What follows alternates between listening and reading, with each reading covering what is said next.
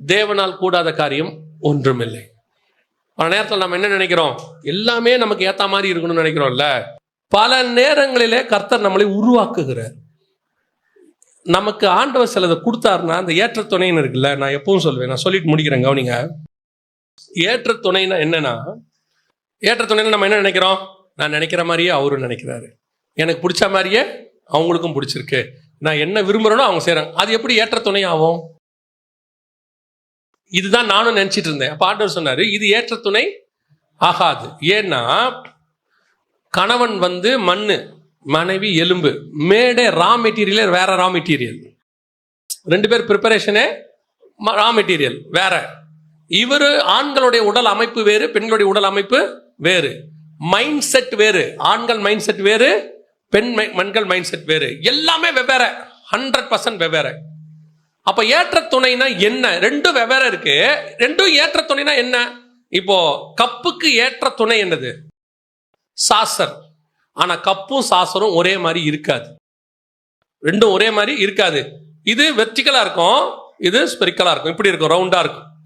இது தட்டையா இருக்கும், இது கொஞ்சம் நீளமாக இருக்கும். எதை வேணா எடுத்துக்கோங்க. நெட்டு போல்ட் இருக்கு, ரெண்டும் ஒன்னா சேர்ந்தாதான் ஒரு வேலை செய்ய முடியும். ஆனா நெட்டு வேற மாதிரி இருக்கும், போல்ட் வேற மாதிரி இருக்கும். ரெண்டுமே ஆப்போசிட்டா தான் இருக்கும். ஆனா இது ரெண்டும் சேர்ந்து ஒரு வேலையை செய்யும். அந்த வேலைக்கு பேர் தான் ஏற்ற துணை. நெட்டும் போல்ட்டும் ஒரு மறையில ஏறும், காஃபியும் சாசரும் கப்பும் சாசரும் ஒரு இடத்துல அப்படி அமையும், ஆனா வேற மாதிரி தான் இருக்கும். எல்லாமே அப்படித்தான். இப்போ பேண்ட் இருக்கு, ஷர்ட் இருக்கு, பேண்டோட அமைப்பு வேற, சட்டோட அமைப்பு வேற, ரெண்டும் சேரணும். கிளாத்தே வெவ்வேறு கிளாத்து. ஷர்ட் கிளாத்ல பேண்ட் போட முடியாது, பேண்ட் கிளாத்ல சட்டை போட முடியாது, வேர்த்து ஊத்தும். அதுவே ஷர்ட் கிளாத்ல பேண்ட்டை போத்தீங்கன்னா வேற மாதிரி இருக்கும் இல்லையா? வெவ்வேற இருக்கு, வெவ்வேறு மாதிரி இருக்கும். ஆனால் இது ரெண்டும் சேர்ந்து ஒரு வேலை செய்யும். அந்த வேலை இருக்கு பாத்தீங்களா, அதற்கு பேர் தான் ஏற்ற துணை. பரலோகம் இந்த பூமியில அனுப்பும் போது எல்லாரையும் ஒரே மாதிரி அனுப்பாது. அப்படின்னா ஏற்ற துணைனா ஒரு ஆணும் தான் ஏற்ற துணை. ரெண்டு பேரும் எல்லாத்துக்கும் ஒரே மாதிரி இருப்பாங்க, கண்ணு, மூக்கு, முடி, அமைப்பு எல்லாம். அது ஏற்ற துணையா இருக்காது. ஆணுடைய சரீரம் வேறு, பெண்ணுடைய சரீரம் வேறு. ஆணும் பெண்ணும் இருந்ததான் ஏற்ற துணை. இரவு பகல், இரவு நல்ல இருட்டா இருக்கும், பகல் வெளிச்சமா இருக்கும், ரெண்டும் சேர்ந்தாதான் ஒரு நாள் இல்லையா? முழுக்க வெளிச்சமாவே இருந்தால் எப்படி ஒரு நாள் ஆகும்? ரெண்டும் சேரணும், ரெண்டும் ஆப்போசிட்டா இருக்கும். அப்ப ஆண்டவர் சொல்லி கொடுத்தாரு, நீ உனக்கு ஏத்த மாதிரி அந்த அம்மாவை மாத்த நினைக்கிற, அந்த அம்மா அவருக்கு ஏத்த மாதிரி உன்னை மாத்த நினைக்குது. ரெண்டு பேரும் வாழ்நாள் ஃபுல்லா இதுலயே வாழ்க்கையை ஓட்டி முடிச்சாச்சு. எனக்கு ஏத்த மாதிரி அவங்க மாறணும், அவங்களுக்கு ஏத்த மாதிரி இவர் மாறணும். மாறவே மாட்டாது, மாற முடியாது, டிசைன் வேற. அப்படியே அவங்க மாறின மாதிரி செஞ்சாலும் யாரோ ஒருத்தருடைய யூனிக்னஸ் போயிடும், அவங்களுடைய தனிப்பட்ட காரியம் என்ன செஞ்சிடும், போயிடும். ரெண்டு பேரும் சேருவாங்க, ரெண்டு பேரும் சேர்ந்து தேவ சித்தத்தை பூமியில் செய்வாங்க. ஒரு ஆபிரகாமும் ஒரு சாராளும் சேர்ந்து ஒரு ஈசாக்கை கொண்டு வருவார்கள். அதுதான் தேவ சித்தம். அந்த வேலைக்கு தான் கர்த்தர் நம்மளை இணைச்சிருக்கிறார்.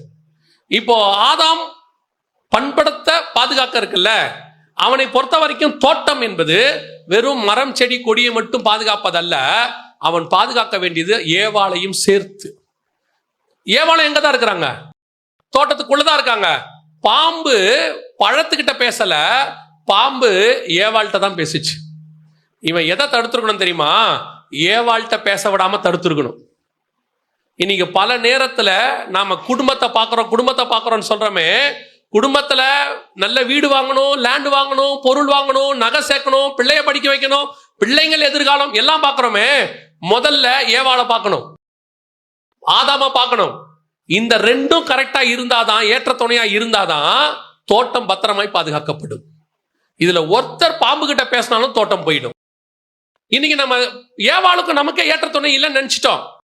இது செட் ஆகாது, இது சரி வராது, இது வாழ்க்கைக்கு ஒத்து போகாது, இது எனக்கு இதுக்கு ஒத்து வராது அப்படின்னு இந்த கான்வர்சேஷனே 30 வருஷம் ஆயிடுச்சு.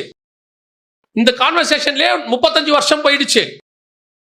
ஒரு 52-60 வயசு ரிட்டையர் ஆன பிறகு தாத்தா பாட்டி கிட்ட உட்காந்து பேரங்க பேசும்போது, தாத்தா பாட்டி பாருங்க உண்மையெல்லாம் பேசுவாங்க.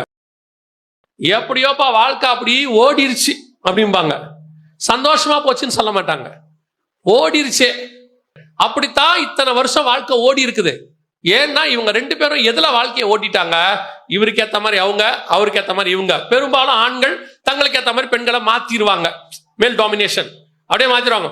ஒரு சில பெண்கள் தங்களுக்கு ஏத்த மாதிரி ஆண்களை மாத்திடுவாங்க. ஃபெமினிஸ்ட் என்ன பண்ணிடுவாங்கன்னு கேட்டீங்கன்னா, சொல்றாங்கல்ல, உங்க அப்பா வந்த பிறகு நான் எங்க அப்பா அம்மா வீட்டுக்கெல்லாம் போகவே இல்லை, உங்க அப்பா என்ன போகக்கூடாது சொல்லிட்டாரு அப்படின்னு அம்மா கம்ப்ளைண்ட் பண்ணோம்.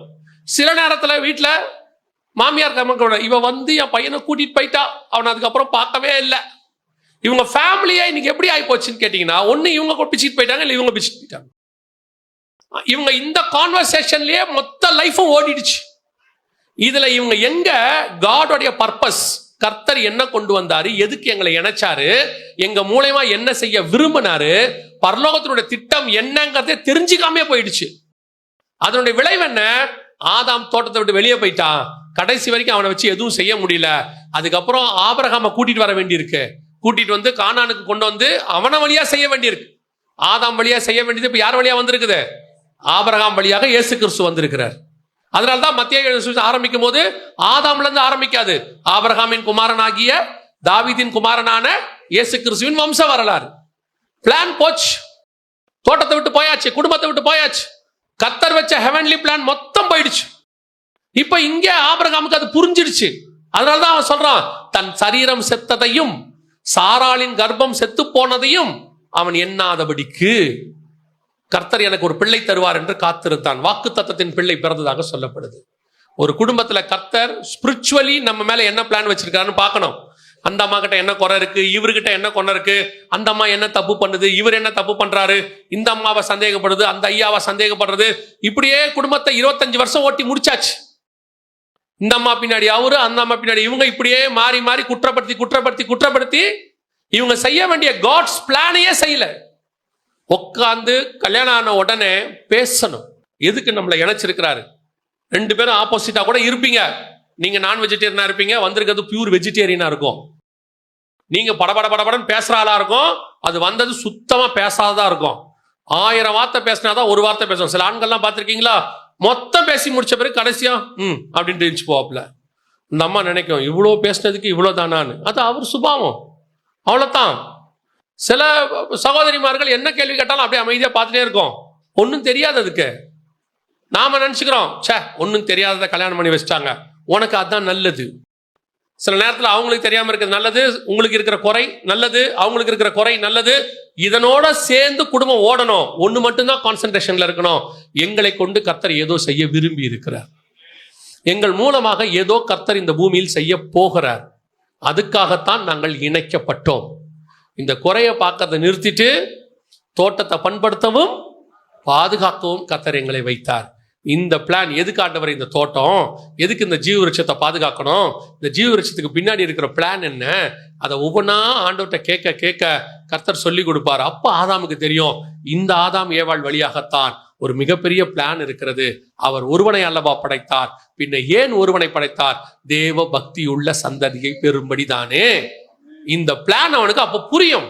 ஓ, நான் பரலோகத்துக்காக உண்டாக்கப்பட்டவன், நானும் ஏவாளும் சேர்ந்து பரலோகத்துக்கு இங்கிருந்து பிள்ளைகளை கொடுத்து அனுப்ப வேண்டியவர்கள், மிகப்பெரிய பிளான் எங்க மேல இருக்குன்னு அவன் புரிஞ்சிருச்சுன்னா அவன் பழத்தை பத்தி யோசிச்சிருக்கவே மாட்டான். இன்னைக்கு நிறைய பேர் அங்கதான் மிஸ்டேக் பண்ணிக்கிட்டு இருக்கிறோம். இது வரைக்கும் போகட்டும், ஒன்றும் பிரச்சனை இல்லை.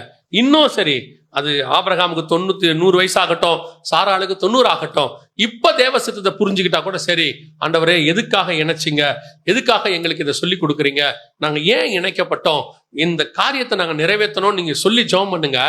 இதுவரைக்கும் மாறாதவர்கள் மாறுவார்கள்.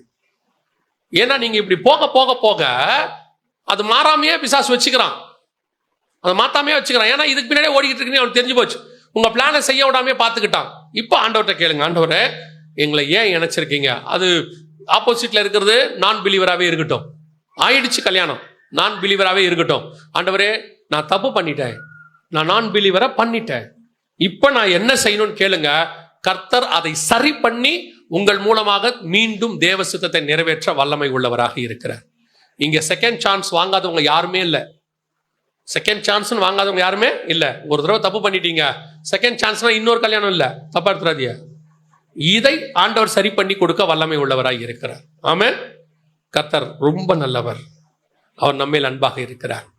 அவர் எதையும் சரி பண்ணி கொடுக்க வல்லமை உள்ளவராக இருக்கிறார்.